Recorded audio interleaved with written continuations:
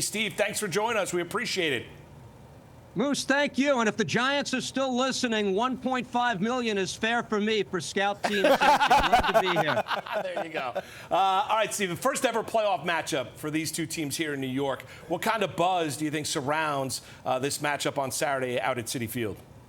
It's a matchup that took 10 years to materialize, and that's too long. Moose, I was a National Hockey League announcer for 16 years, and I remember the gap. It took 11 years between Rangers-Devils playoff series, so it's taken 10 years for this to materialize for the first time. New York soccer needs this. The rivalry needs this.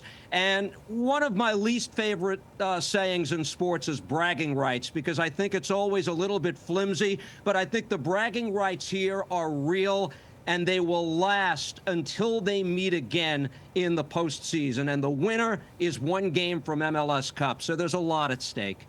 Yeah, you mentioned the matchups. Well, FC swept the season series for just the second time ever this year, but the Red Bulls hold the lead in the all-time series. So when you look at this matchup, what are you keeping an eye on, Steve?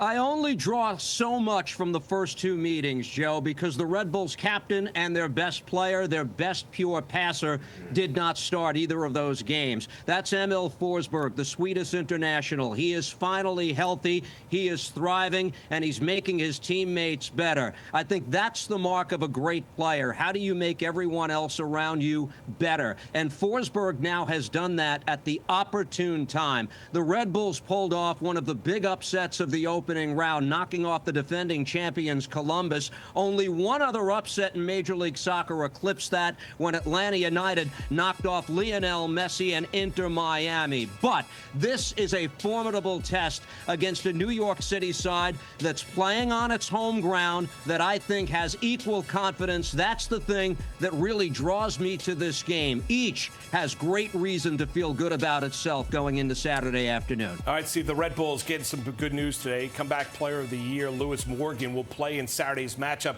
What impact do you expect from him on Saturday? Seasoned veteran, cool as a cucumber, their best pure finisher, and that means a lot. He was supposed to represent Scotland during the international break. They held him back.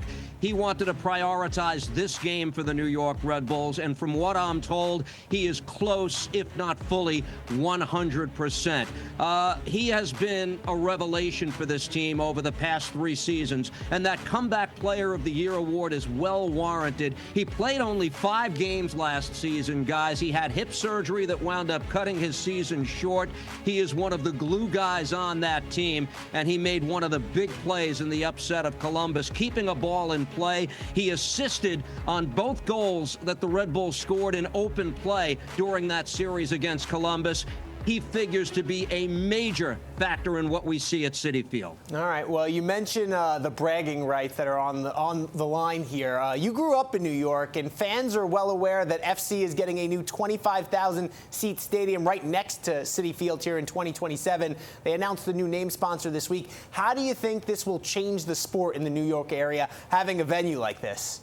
It's a game changer, and it makes all the difference in the world.